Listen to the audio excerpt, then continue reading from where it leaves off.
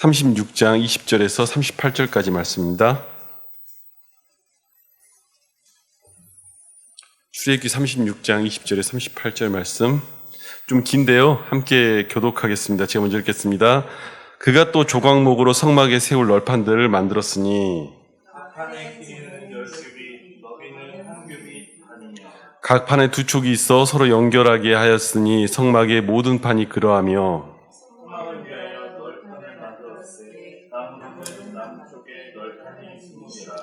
그 20개 널판 밑에 은 받침 40개를 만들었으되 곧 이 널판 밑에도 두 받침이 그 두 촉을 받게 하였고 저 널판 밑에도 두 받침이 그 두 촉을 받게 하였으며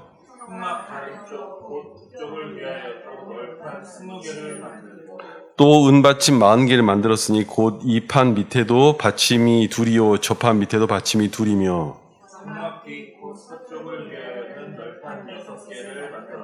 장막 뒤 두 모퉁이 편을 위하여는 널판 2개를 만들되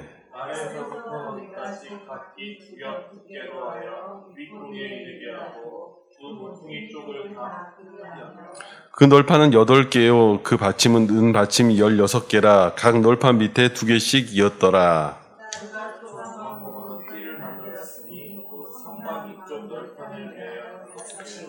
성막 저쪽 널판을 위하여 5개요 성막 뒤 곧 서쪽 널판을 위하여 5개며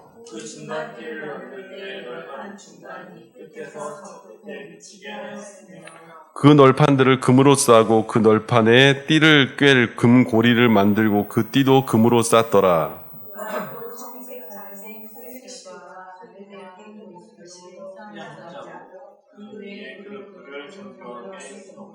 조각목으로 4기둥을 만들어 금으로 쌌으며 그 갈고리는 금으로 기둥의 4받침은 은으로 부어 만들었으며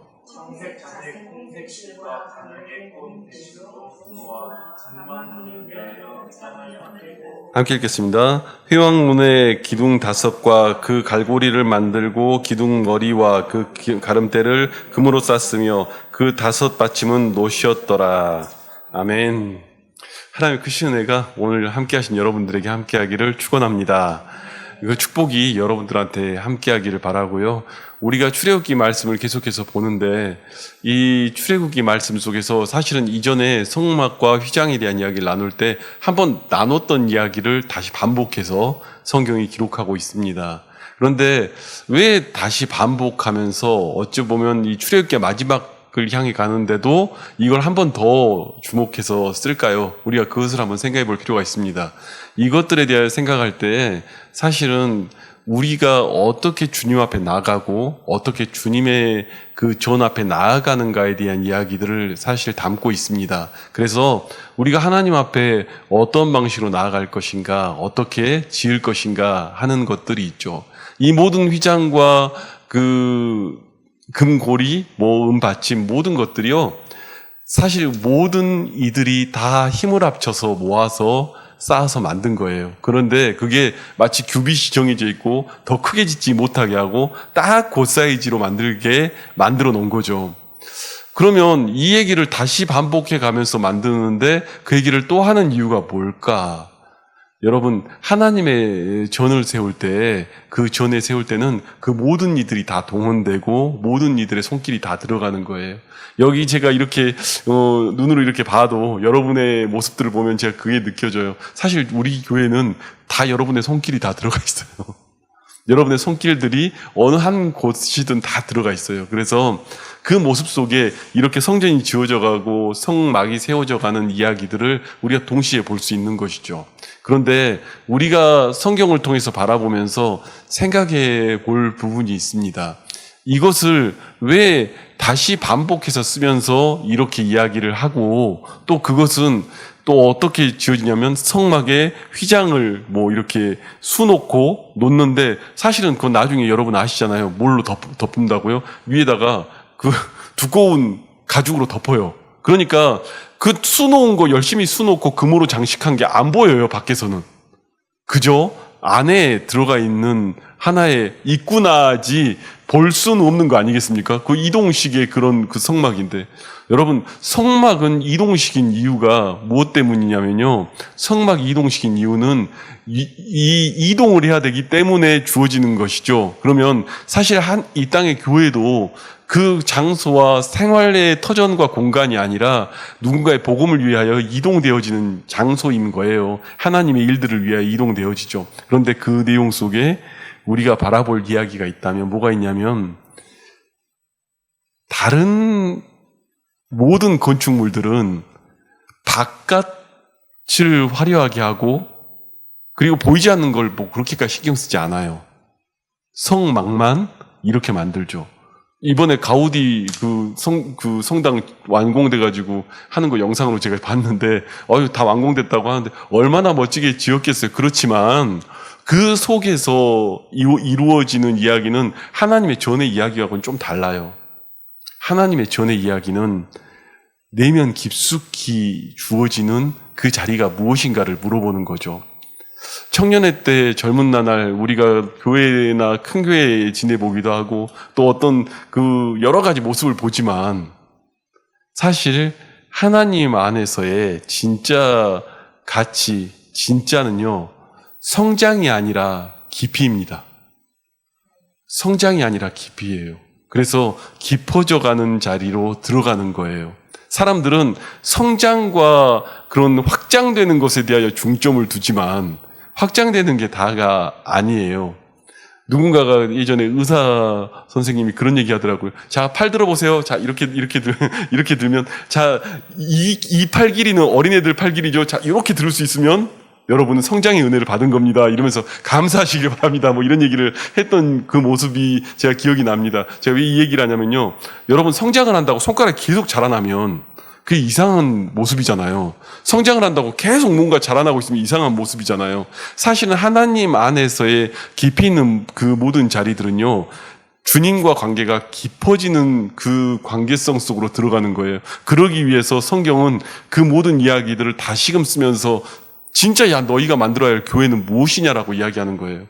여러분, 우리가 어찌 보면 인원이 작은 교회고 이렇게 주어져 있지만 뭐 큰 교회도 아니고 크지 않고 이런데 제일 안타까운 게 뭔지 아십니까? 신앙의 깊이가 없는 거는 심각한 문제예요.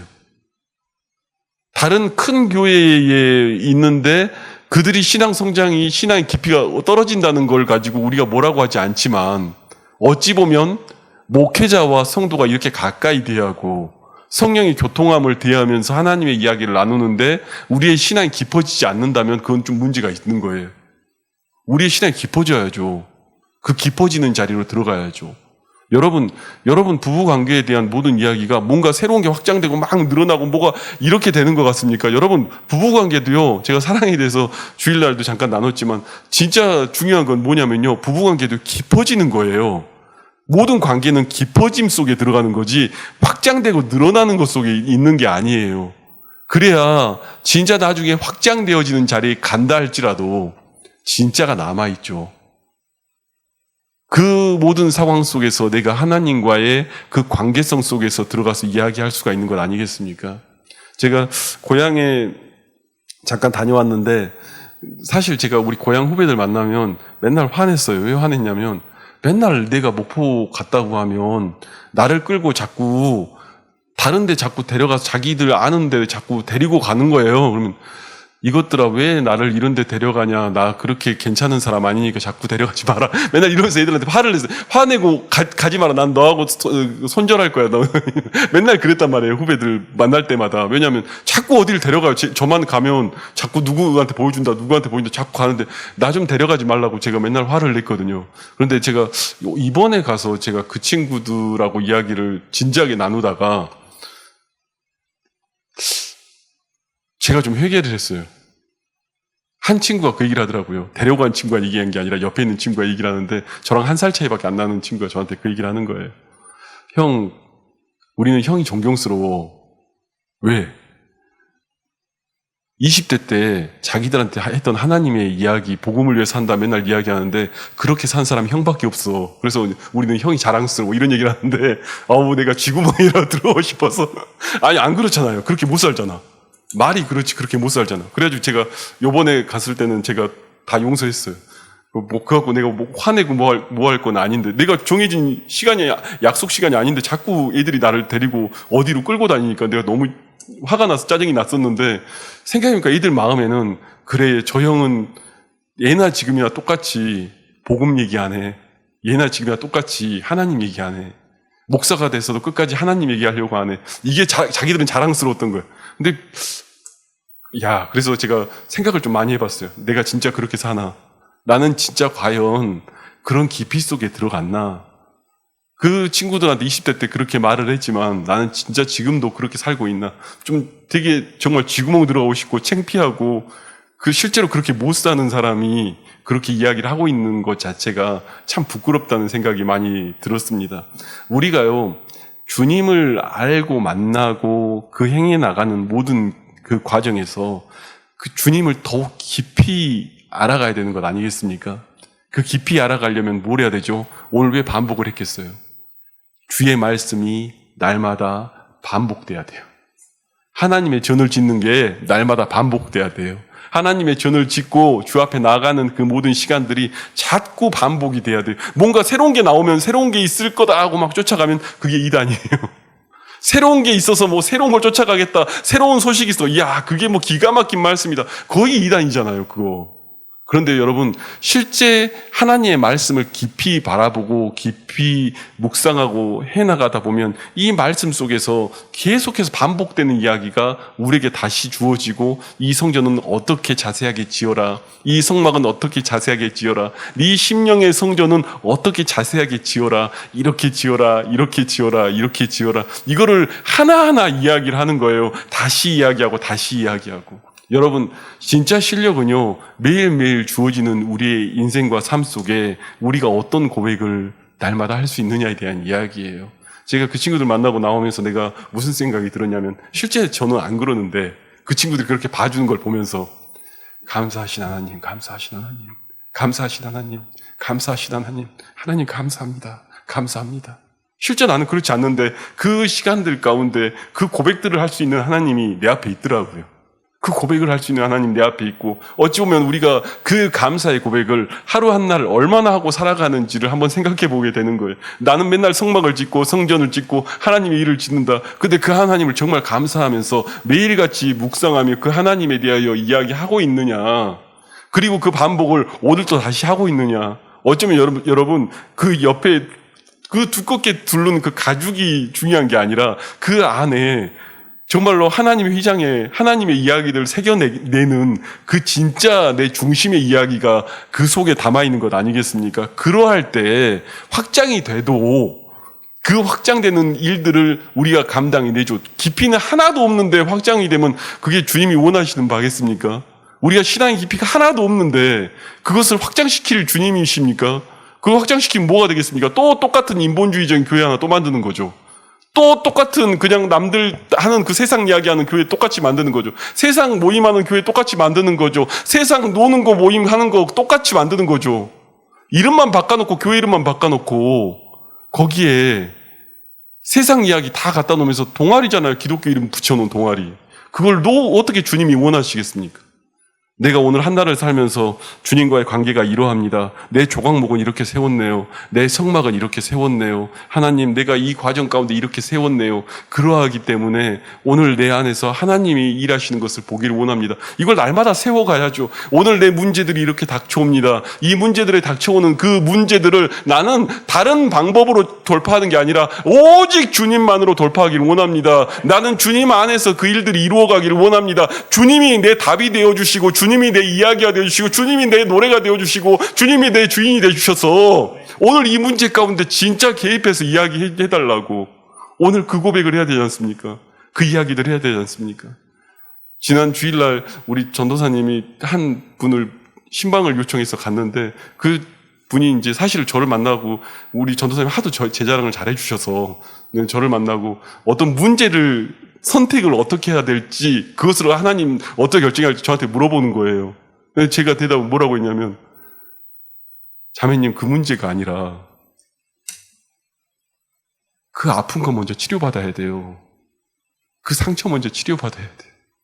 그거 치료 먼저 받아야지 그 다음에 일의 문제가 처리가 되는 거지 그 상처 치유 안 받고 다른 거 먼저 하는 게 아니에요. 그 문제 위에 하나님이 먼저 일해야지 다음부터 뭐가 되는 거지. 순서가 잘못됐어요. 그 자매는 전혀 꺼내지도 않은 문제를 제가 들고 이야기한 거예요. 그 자매는 얘기도 안 한 문제를 끌고 와서 그거 먼저 해결하라고.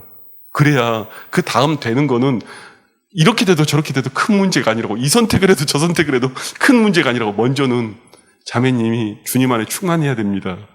하나님 안에 충만해야 됩니다. 여러분, 우리가 주 안에 깊이 있게 들어가야 그 다음에 여러 일들과 여러 문제들이 해결이 되는 거지. 주님 앞에 깊이 들어가서 항상 기뻐하고 쉬지 말고 기도하고 범사에 감사하는 그 고백이 내 안에 일어나야 내 삶에서 하나님이 일하시는 것을 보여줄 거 아닙니까? 와, 나 못해 먹겠어요. 어떻게 해서 이렇게 하고 있는 거, 그거는 초신자 때 하라고요. 그런데요, 언제까지 그럴 거냐고요. 어느 순간에 영적인 깊이가 깊어지면 내가 내 중심의 이야기들이 주님의 방식으로 바뀌어 나가야죠. 그러할 때 저는 여러분 우리 교회도 부흥을 줄 줄 믿습니다. 왜냐면요, 왜 부흥을 줘요? 안영경 권사의 그 모든 신앙이 누군가에게 전달됐으면 좋겠다는 하나님의 간절한 마음이 있으면 왜 부흥을 안 시키겠습니까? 아멘이세요? 등경 위에 있는 등불을 땅 아래 두는 법이 없어요. 왜요? 위로 올려놓죠. 많은 사람이 비춰보라고. 살아계신 하나님의 일하심이 그 가운데 있으면 그것을 왜 많은 사람이 안 보여주려고 하겠습니까? 보여줘야죠. 그게 교회예요. 등경에 비치는 빛처럼 그 가운데 올려놓는 것. 여러분, 우리는요, 신앙의 반복과 같은 말씀의 반복을 통해서 오늘도 하나님은 우리가 주 안에 깊이 있는 관계로 나아가기를 원하세요. 하나님 앞에 깊이 있는 관계로 나아가기를 원하세요. 우리가요, 주님을 대면 안 하면요, 이 확장에 대한 오해를 할 때가 있어요. 제가 그 오해를 할 때마다 보는 말씀이 있습니다. 이사야서 6장에 보면요, 너무 잘하는 말씀이에요.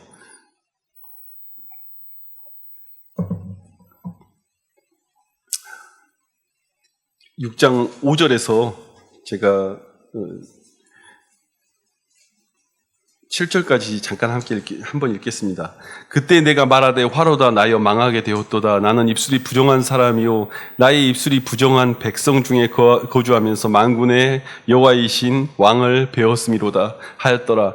그때 그 수랍 중 하나가 부젓가락으로 제단에서 집은 바 핀 숯을 손에 가지고 내게로 날아와서 그것을 내 입술에 대며 이르되 보라 이것이 내 입에 닿았으니 내 악이 제하여졌고 내 죄가 사하여졌느니라 하더라.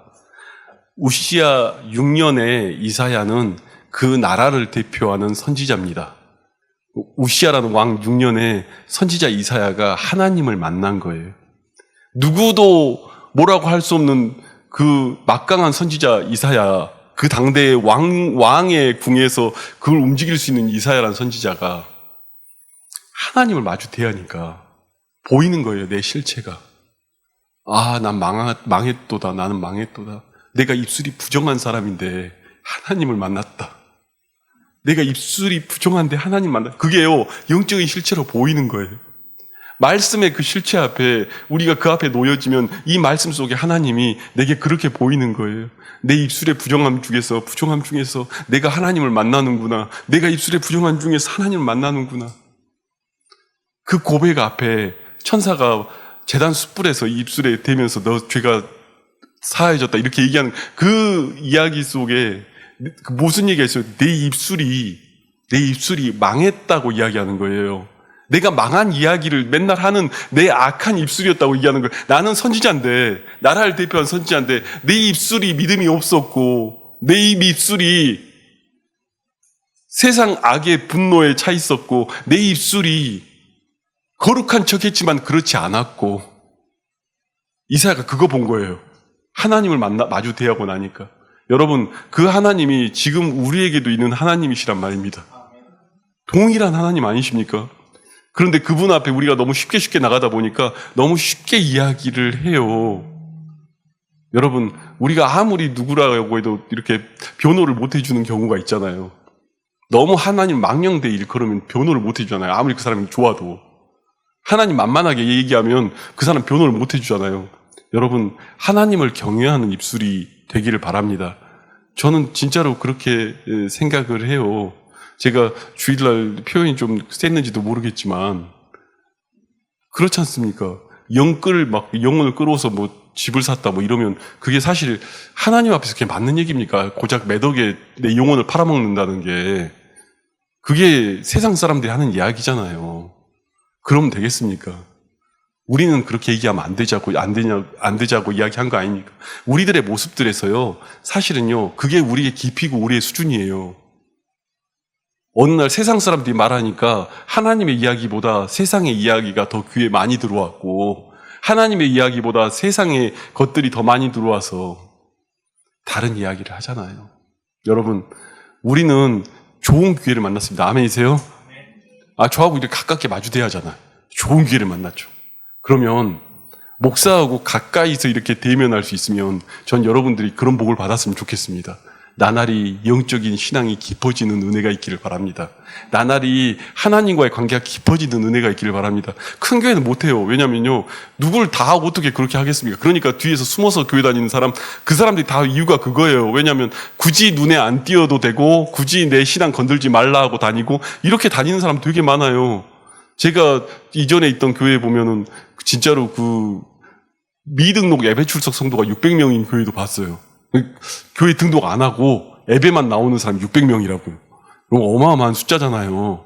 그런데 그 사람들이 다 뭐예요? 나는 어느 교회 상처받았어요. 나는 뭐 해서 했어요. 어디가 떠났어요. 유리하는 별로 살아가는 거잖아요. 내 소속도 없고 내 목사님도 없고 내 삶에 어떤 교회도 없고 내 주체에서 내 신앙에 나를 어떤 길로 인도할 누구도 없고 그냥 어떻게 보면 그냥 유리하는 별들이잖아요. 그렇게 사는 사람이 이 시대에 얼마나 많습니까? 다 자기의 교만과 자기의 잘남에 빠져가지고 제대로 하나님에 대한 이야기도 있지 않고 저는 그런 생각들을 가끔 해요. 제가 여러분들하고 얼마나 나누고 어떤 시간들을 나누고 어떻게 할지는 사실 그것은 주님의 이야기와 주님의 계획 속에 있는 거 아니겠습니까? 그렇지만 내게 주어져 있는 이 시간과 이 모든 과정에서 여러분하고 대할 때 나는 여러분들이 하나님 안에서 한 날 한 날이 더욱 깊어지기를 원합니다.